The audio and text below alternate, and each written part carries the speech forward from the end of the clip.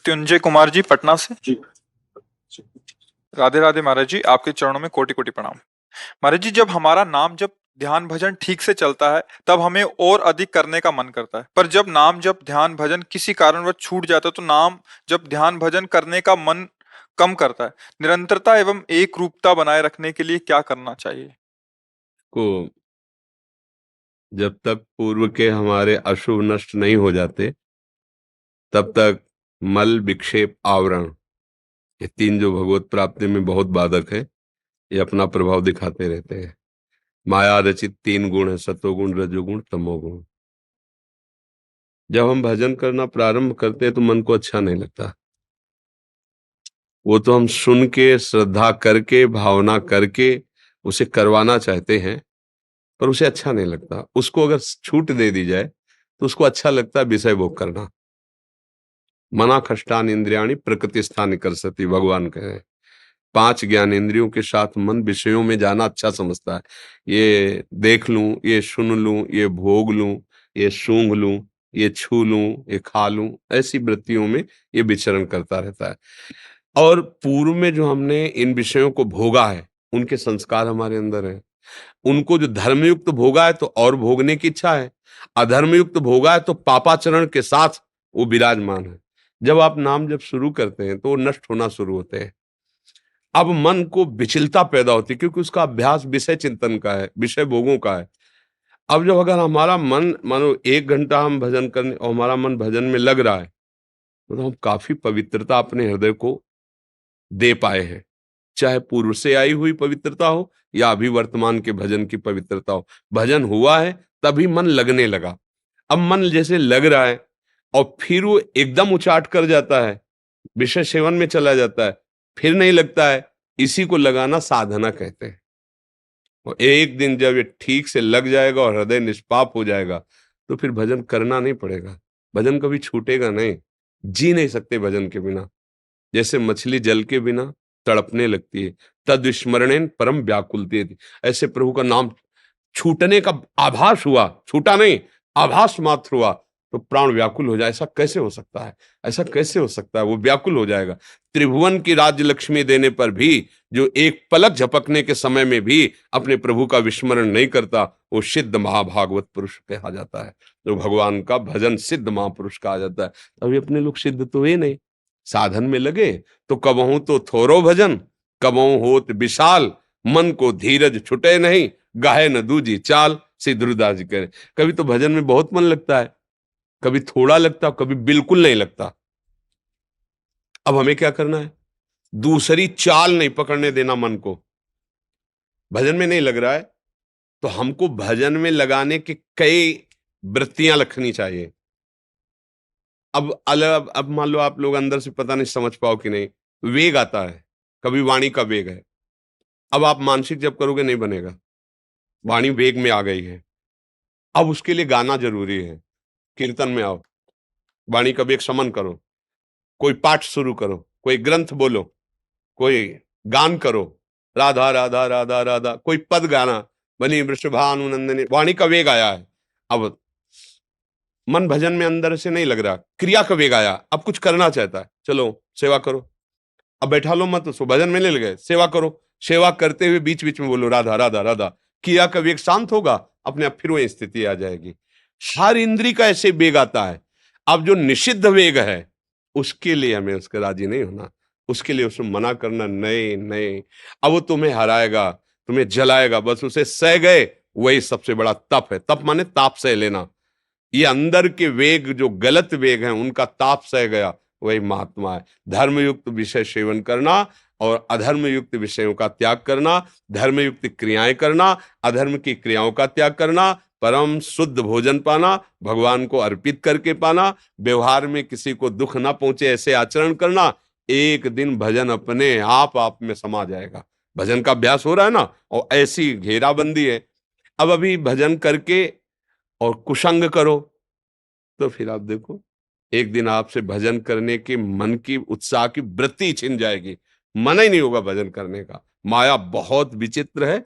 आपको ऐसे मित्र मिलेंगे, ऐसा दृश्य मिलेगा, ऐसे भोग मिलेंगे, कहा नहीं। अब इसी में सावधान रहो तो भजन आगे बढ़ता चला जाएगा। भजन छूटता नहीं, ऐसी स्थिति आती है। छोड़ना भी चाहो तो, अब जैसे कि भजन कैसे छूटता है, इस प्रश्न का उत्तर नहीं हो पाएगा। जैसे आप कहे कि भजन कैसे निरंतर होता है, आपको अंदर से उत्तर नहीं मिल पाएगा। ऐसे जिनका भजन होता है उनसे कह दिया भजन कैसे छूट जाएगा आपका, तो कहेंगे प्राण छूट सकता है, भजन तो कैसे छूट सकता है, क्योंकि अब हम कर ही नहीं रहे, अब तो हो रहा है। अगर ये श्वास छूट जाएगी तो मर जाएगा ना, ऐसे ही भजन हो रहा है, अब वो छूट ही नहीं सकता। अब वो बस गया, रोम रोम अंदर से पुलकित, हर समय चल रहा है, मन ने पकड़ लिया ना। समझ में आ रही है हमारी? धैर्य पूर्वक चलो, कोई गंदी बात, गंदा नशा, गंदा भोजन, गंदे आचरण ना करो। कभी कभी गुणों के प्रभाव से ये मन विचलित हो जाता है, थोड़ी देर बाद फिर शांत हो जाएगा। आप देखो इस समय मन क्या कह रहा है, अगर वो खाने का कह रहा है, अगर धर्मयुक्त बात कह रहा है, तुरंत व्यवस्था करो, भोग लगाओ, पालो, फिर लगो, शांत हो जाएगा। बोलने कर रहा है, गीत शुरू करो, भगवान के नाम कीर्तन करो। देखने का कर रहा है, कोई भगवान की लीला के विषय में सोचने लगो, चिंतन करने लगो। कभी ऐसा हो तो धाम आ जाओ, दर्शन। कभी कभी ऐसे वेग आते हैं जो उनको हमें सपोर्ट करना चाहिए, कभी कभी ऐसे वेग आते हैं जो हमारा नाश करने वाले होते, हमें उनका सपोर्ट नहीं कर, इतनी सावधानी रखें। क्योंकि देखो जैसे हमें घोड़े को अधीन करना है, तो हर बार चाबुक और खिलाफत से ही नहीं चलेगी। थोड़ा उसको चारा पाओ, हाथ भी फेरो, थोड़ा दुलार करो। ऐसे ही इस मन को भी है, एक जंगली घोड़े की तरह मन है, इसको अपने बस में करना है तो इसकी वो बात माननी जो अनुकूल है धर्म के, प्रतिकूल बात नहीं माननी। प्रतिकूल के लिए तुम्हें चाबुक है, देखना इंद्रियों के न घोड़े भगे, रात दिन इनमें संयम के कोड़े लगे। और जो अनुकूल बात है फिर से दे देते हैं, आज ये देख ले, आज ये खा ले, आज ये पी ले। जो धर्म युक्त है, चल भाई चल, तू इतनी बात मान, फिर मेरी बात में आ, 2 घंटे माला चला, भजन कर, ये सहयोग करने लगेगा। पर अधर्म युक्त प्रेरणा को स्वीकार न करे। समझ में आ गई? डॉक्टर शालिनी गुप्ता जी, मुरादाबाद से। राधे राधे श्री हरिवंश। राधे राधे महाराज जी, आपके चरणों में कोटि कोटि प्रणाम। महाराज जी, मैं विगत 28 वर्षों से निराकार पद्धति से एकनिष्ठ उपासक थी। विगत 1 वर्ष से ईश श्री कृष्ण रूप में परिणित हुए एवं निरंतर वृंदावन वास मिला, जिसके कारण भक्ति रस में एक साथ कई गुना वृद्धि हो गई। महाराज जी, मैं बस ये पूछना चाह रही थी कि निराकार एवं साकार पद्धति को एक साथ भक्ति में संभव है? सब भक्तों के अंदर दोनों भाव होते हैं, समझो पहले। सबके हृदयों में बैठा है वो कौन है? अव्यक्त परमात्मा बैठा है, अव्यक्त दिखाई। ये रूप तो साकार है, आकार तो ये है, आकार तो ये देख रहे हो ना, लेकिन इसी आकार में वो निराकार समाया हुआ है। उसका कोई आकार है? ये उसके आकार थोड़ी है, समझ रहे हो ना? ये उसके आकार नहीं है, ये मायाकृत है। पर मायाकृत आकारों में जो समाया हुआ है वो निराकार है।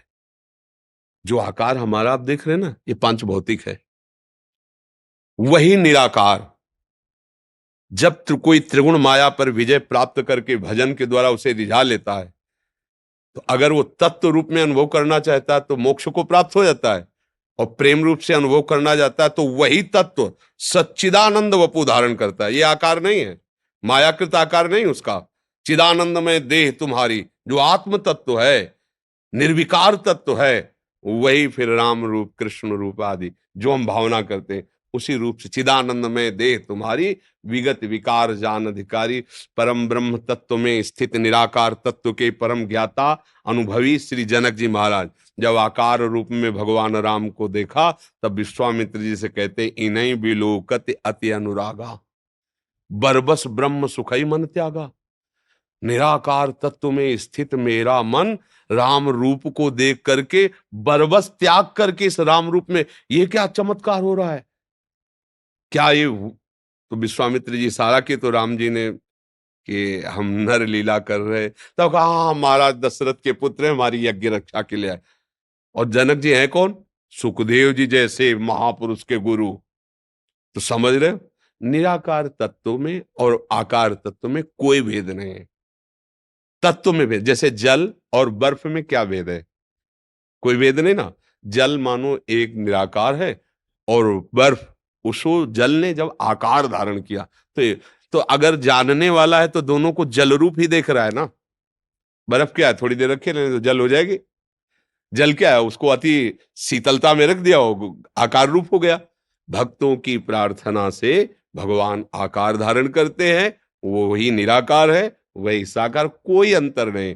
हम साकार उपासक हैं, लेकिन सब जगह क्या देख रहे हैं? मेरा ही प्रभु विराजमान है। चींटी के अंदर भी, तो चींटी के अंदर ललित त्रिभंगी कैसे दिखाई देंगे? तत्व रूप में सर्वत्र प्रभु हैं, आराध्य रूप में प्रिया प्रीतम के रूप में हमारे सामने। तो हो गया ना, इसमें कोई भेद थोड़ी। जहां पूरा ज्ञान नहीं होता, अधूरा होता, वहां लड़ाई झगड़ा होता है। ये निराकार उपासक, ये साकार उपासक, ये ऐसा वो ऐसा। वो पूर्ण है। जब आपको बोध होगा तो निराकार साकार जड़ चैतन्य द्वैत अद्वैत परा अपरा सब बोध हो जाएगा। कुछ बकाया नहीं रहेगा, सब समझ में आ जाएगा। और सबका निर्णय एक ही आएगा, एको ब्रह्म द्वितीयो नास्ति, दूसरा कोई नहीं है। बस समझ में आ गए। और मीरा जी क्या बोल रहे हैं? देखो, वेदांत निराकार तत्व का वर्णन करने वाले क्या बोल रहे हैं? एको ब्रह्म द्वितीयो। इसी की टीका मीरा जी कह रहे हैं प्रेम में, मेरे तो गिरधर गोपाल। अब बोलो क्या अंतर है? एको ब्रह्म द्वितीयो नास्ति और मेरे तो गिरधर गोपाल दूसरों ने कोई, इसका इसमें क्या अंतर है? आप बोलो, कोई अंतर है? बस यही है उपासना। जब आप उस स्थिति पर पहुंचेंगे, ब्रह्म नहीं, माया नहीं, नहीं जीव नहीं काल, वो अपनी सुधि न रही, एक रहो, हो गई ना, पूर्णता हो गई। तो ये बात है।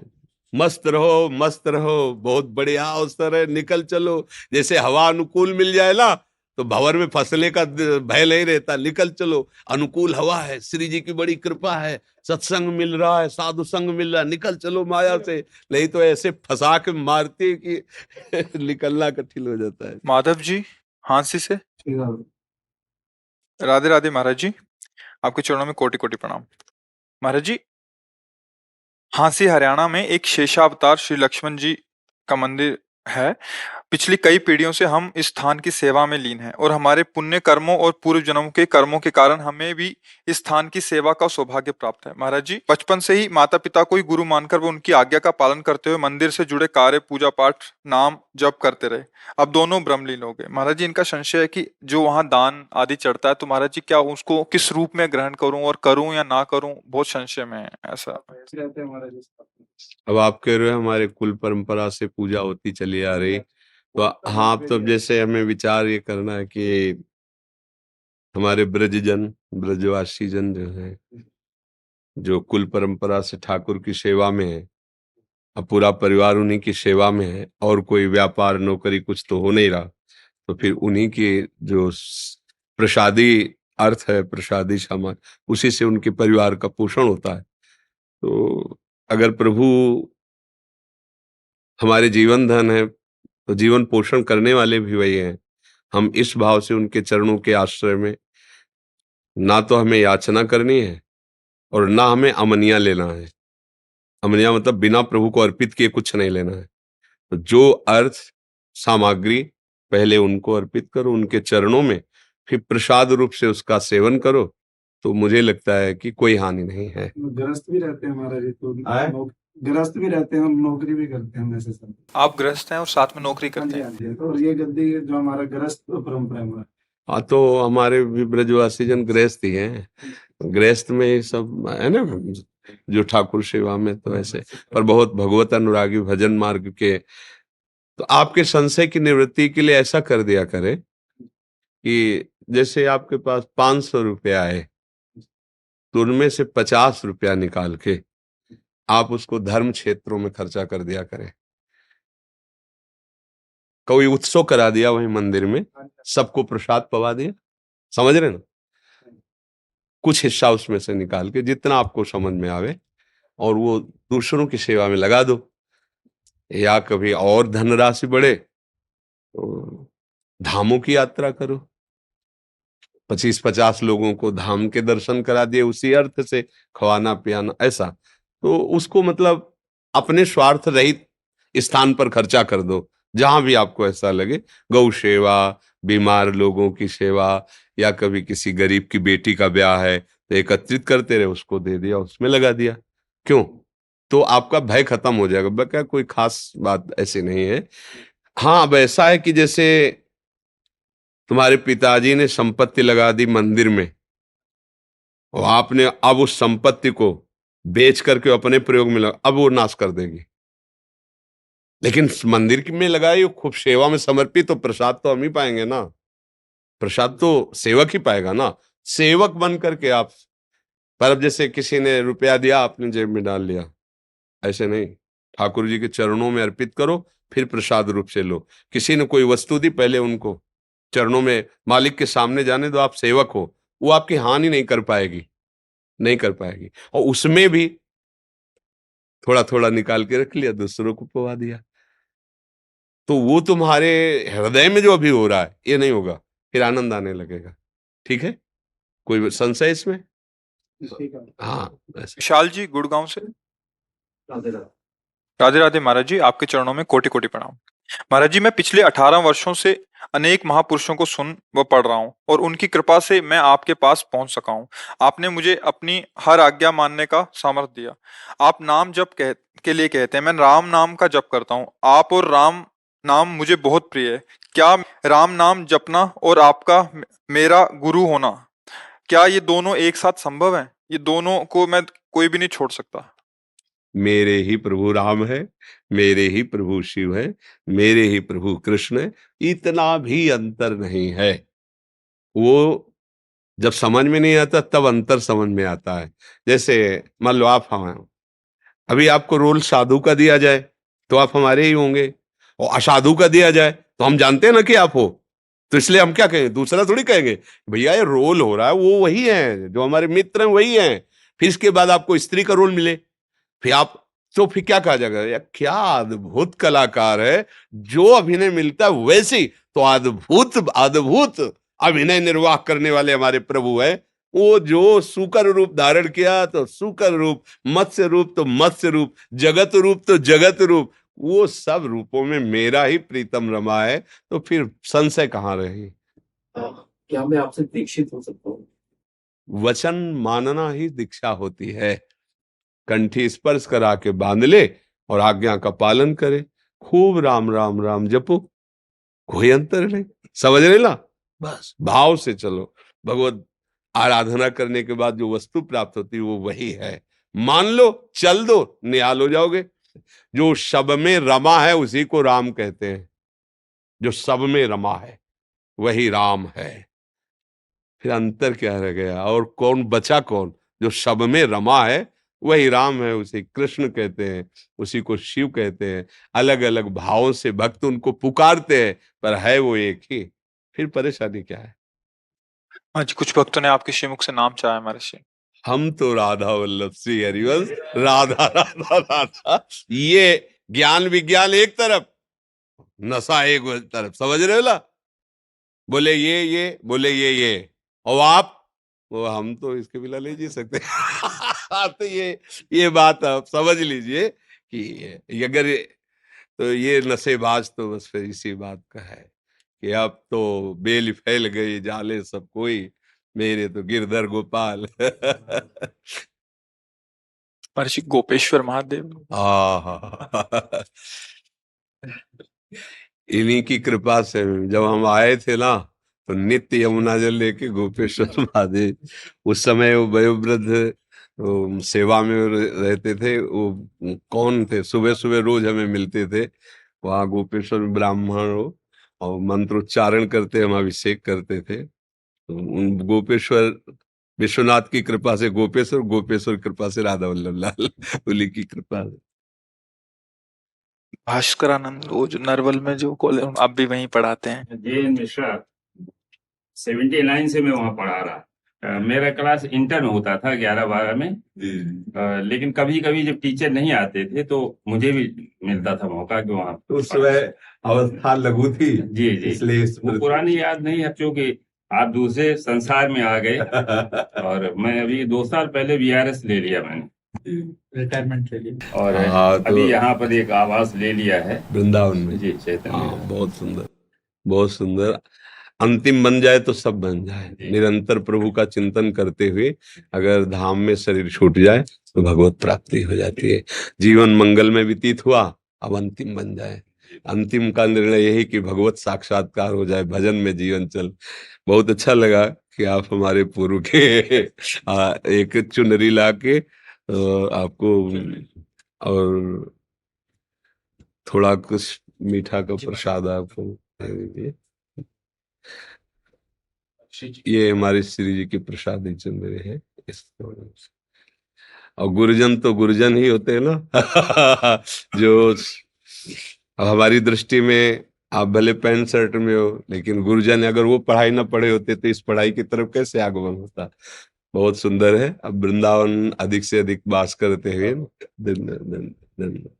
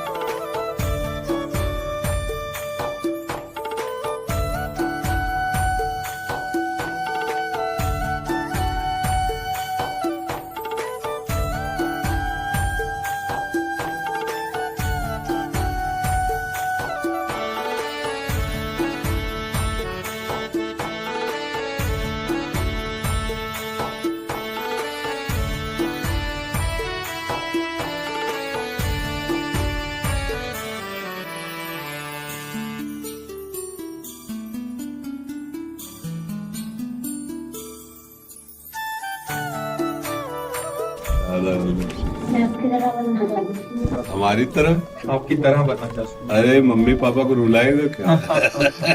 मम्मी पापा भी आपकी शैली में और आज अपनी जिंदगी में भी बदल दी, राधा रानी ने बदल दी। अभी तो राधा राधा तुम जपो, ठीक है?